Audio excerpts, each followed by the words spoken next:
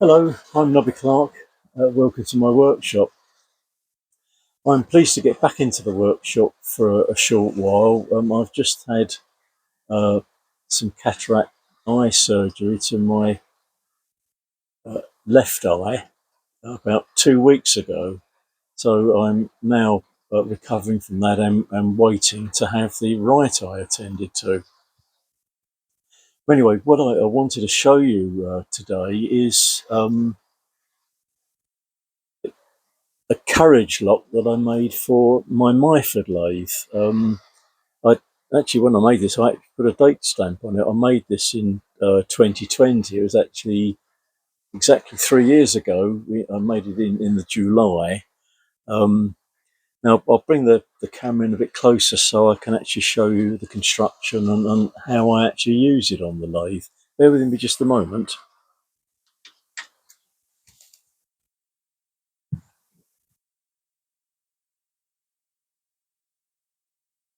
When I made this, I wanted to make it as simple a construction as possible. It's made out of aluminium. It's a piece of square section bar, and all I did was machine out this section here so that it will fit over the ways of the lathe. It's locked in place by this brass locking knob here. I made it out of brass so that there was no danger of any damage to the side of the ways here. So that simply drops on, and then I can firmly lock that in place and it will hold perfectly tightly onto the ways. The stop itself is this threaded bar. I mean, rather than use a bolt, which I think is quite commonly used in these, I opted to make the screw itself and put a little knurled knob on the end of it and just use a simple locking nut here so that once it's adjusted into position, that can be locked firmly into place. If I remember rightly, the thread on this is a quarter fine thread, and in the end of it here I put a small piece of brass inset into the end so that when the carriage is brought forward, there's no danger of any damage to the lathe at all. Um, so very, very simple item really. It can be removed, as you can see, very, very quickly and just dropped into place anywhere along the ways. Very easy to do. But in addition to using it with the little threaded bar here, I wanted it to have another function as well. So if I remove the screw,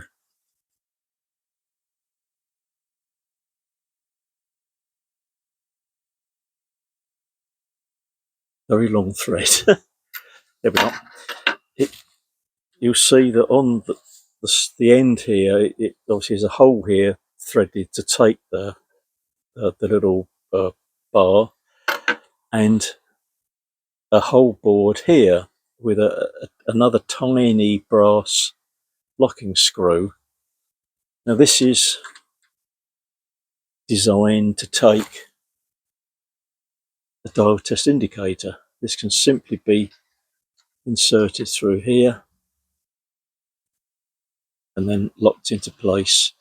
Obviously, using the little brass screw, you're not going to damage the shaft, outer part of the shaft here on the dial gauge. So you can now use this to make very, very accurate adjustments while you're working.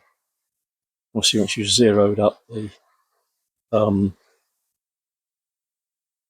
DTI, you can make any small adjustments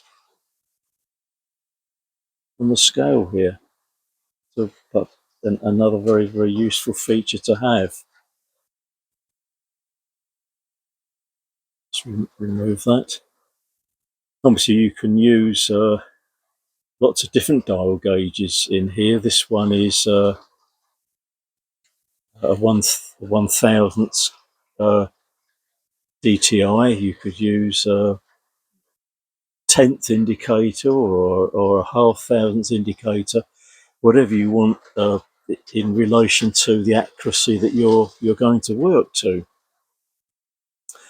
Now you probably also noticed that there are 2 screws in here as well. These were added a little bit later because there was a particular job I wanted to do, and having this already enabled me to modify it further. Bear with me a moment and I'll show you what this actually does.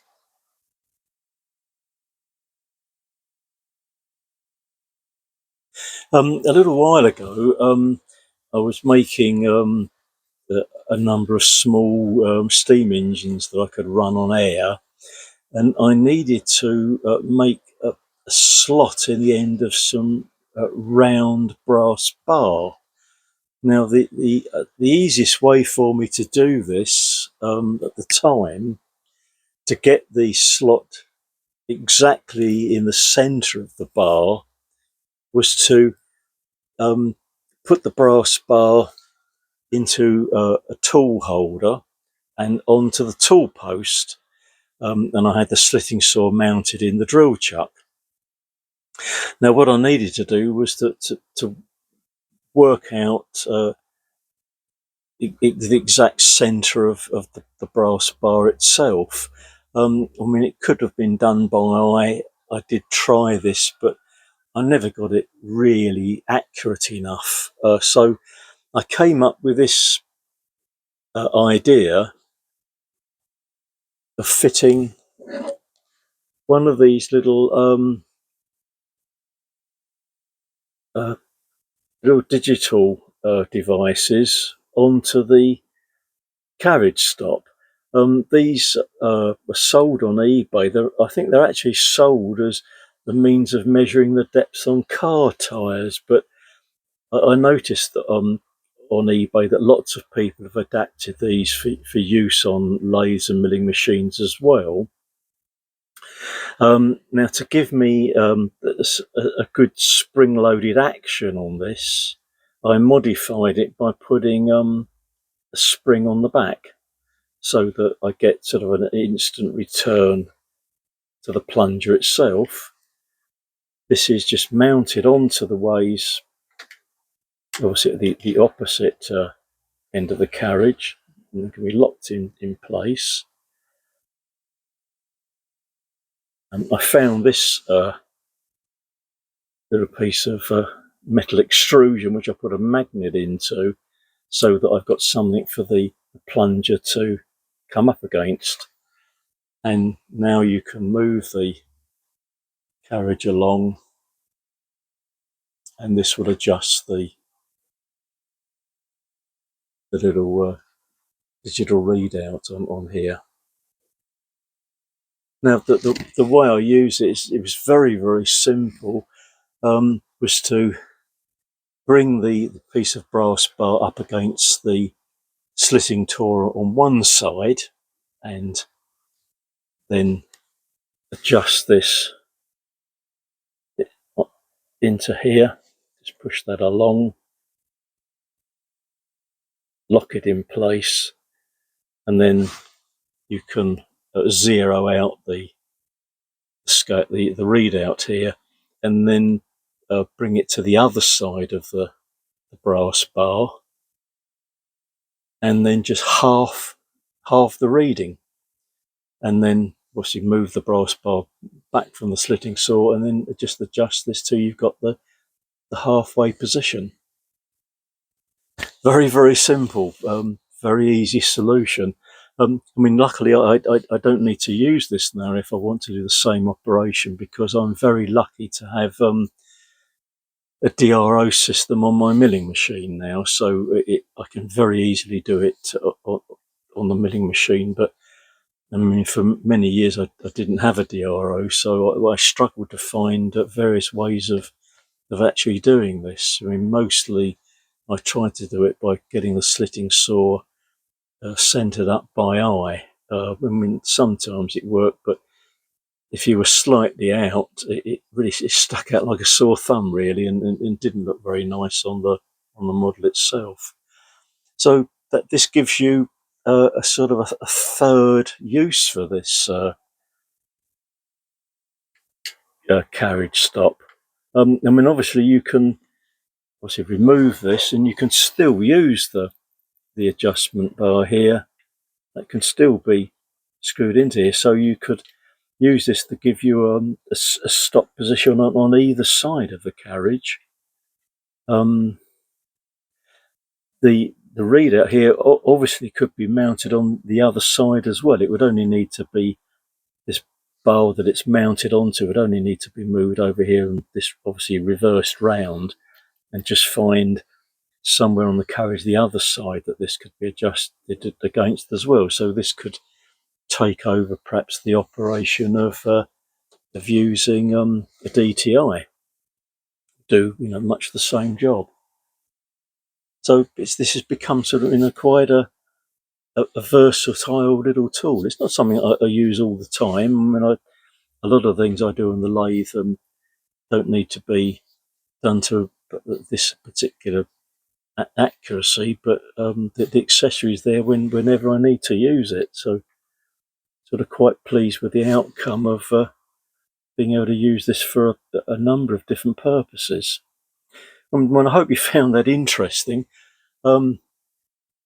Obviously, before I made this, I looked at all the different carriage stops that other people have made on YouTube, and some of them were so beautifully made. It's a little bit more complicated than the one I made, but I just went for sort of a simple design, something that was very, very easy to build.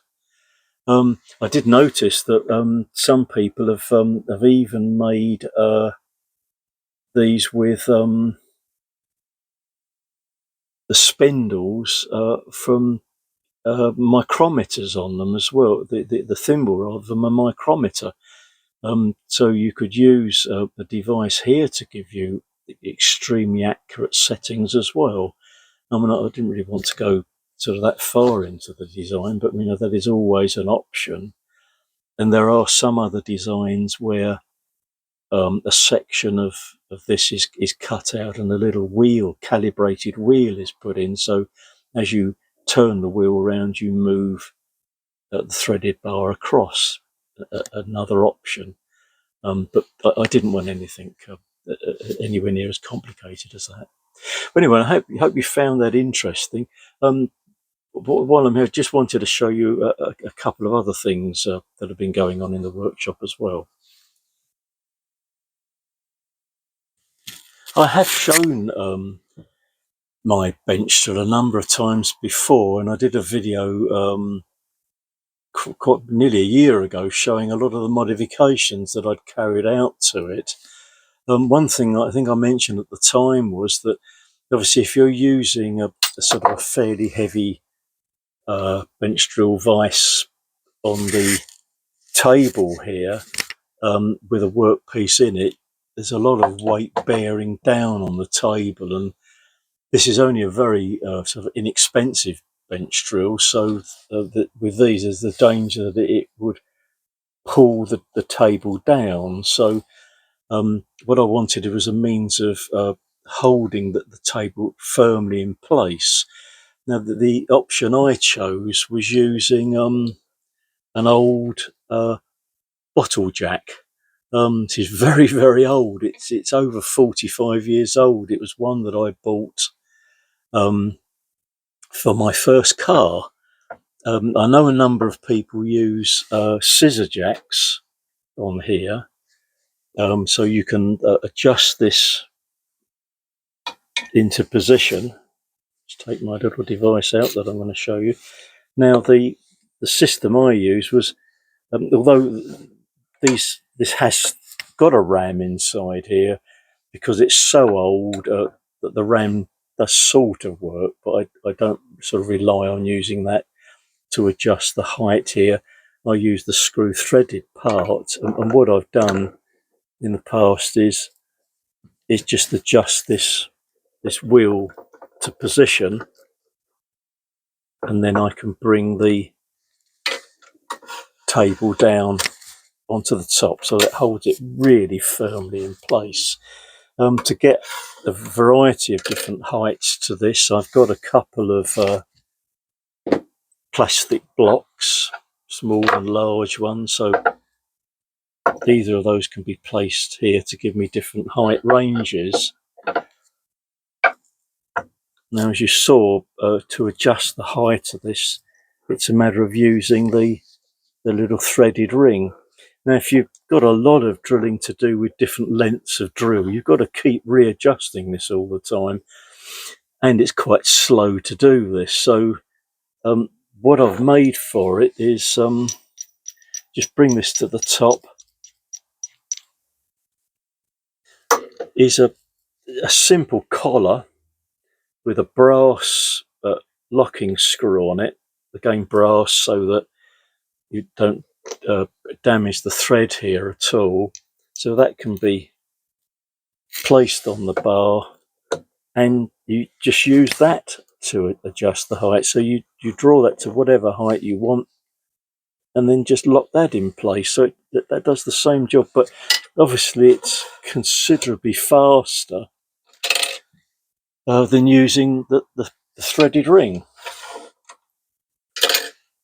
And it's a simple solution, really, and the idea came to me only sort of recently to make this. Obviously, I had to make the little locking knob here quite long so that it clears the edge here, and I put a nice sharp knurled end onto it so I can get a bit of purchase on it to lock that in place. But the idea came to me because I'd originally made stops for the quill on the bench drill as well. If I just adjust the camera once more, tilt that up, that's it, tilt that right up. You can see you've got the quill depth adjustment here. And what I'd first made was, I've shown this before a couple of times, was this device, which could be mounted in here to set that to different stop positions. It just simply locks onto any position on this threaded bar. It's a very, very fine thread on here. But then I thought, well, an easier way of doing it is to have a similar collar to the one I used on the bottle jack. Just an aluminium ring, a little aluminium locking screw with a little brass insert on here, because obviously that thread is very fine. You don't want to damage it, and that can just be dropped over the top. And then once you draw that down to work out the depth you want for the drill, you just simply lock that in place. So again, a simple solution to a problem there. I only made this quite recently, and I've used this constantly since for drilling on the bench drill. I mean, the bench drill does get a lot of use in my workshop. You know, if I need to drill extremely accurate holes, obviously I would use the milling machine to do this, but a lot of things I can get perfectly good accurate holes with the bench drill as well.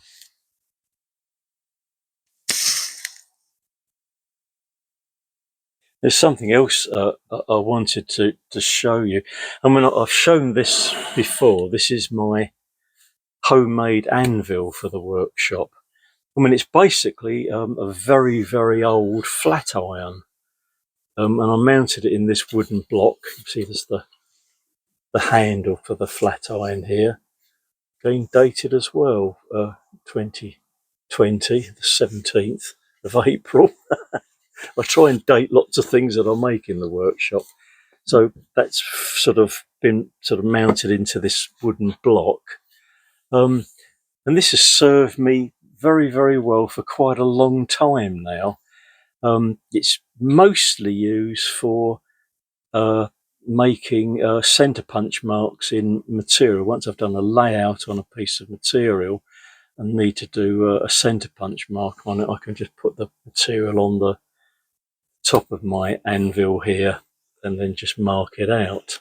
You'll see in the background I was given a piece of railway line a little while back, and the idea was to use this as an anvil as well. I know lots of people that have modified bits of railway track and actually made beautiful anvils out of them, sort of machining it all down. And my plan was originally to just machine this flat on the top and use it in the same way that I was using the old flat iron there. And the idea to use this was something that I remember from my dad's workshop. He had a couple of bits of metal that he used for all sorts of different things in the workshop, making centre punch marks in material and riveting and all sorts of different things. But he didn't have an old flat iron like this. He actually just had the sole plate off a very, very old electric iron, and he used that. There's also a piece of 1/2 inch thick steel, about 5 inches square, that he also used on the bench. Now, within the last few days, my wife spotted that Amazon had a sale and they were selling off these. What do you think of that? It's a tiny anvil. You see on here, it weighs 3 kilograms. And it's quite nice that it was being sold at sort of almost half price. So I just had to have one of these. You see the surface here is been sort of machined nice and flat. So the iron here, that I think there is a very, very slight curve to this. So I think this is going to do the job very well for me. I think that now I've got a proper anvil. I've really arrived. I'm a real workshop amateur engineer now. So I hope you like that. It's I'm really pleased to have this. I think it is quite wonderful, really, and watching the poor Amazon delivery man struggling up the path with 2 or 3 boxes for my wife, and this on the top of it all as well. It's quite wonderful. Anyway, thank you again for joining me in the workshop. You may have noticed one of my little engines in the background there. This was the first engine I built. I made this in 2016, so it was during the first year that I had the workshop, and the design of this was sort of taken from one of Mr. Pete Tubalcane's videos. It's just a sort of very, very simple wobbler engine. The reason I've got this in the workshop is I'm in the process of making another wobbler engine, but a much more scaled down version. I think it's going to take me quite a long time to put that together, but once I've built that, and if it actually runs, I'll show it to you. Anyway, thank you for joining me in the workshop again, and thank you again to all the subscribers to my channel. If you haven't subscribed already, please do, and thank you again also for all the comments to the channel as well. Anyway, I hope to have another video for you very soon before I go and have my other eye seen too. So cheerio, bye bye for now.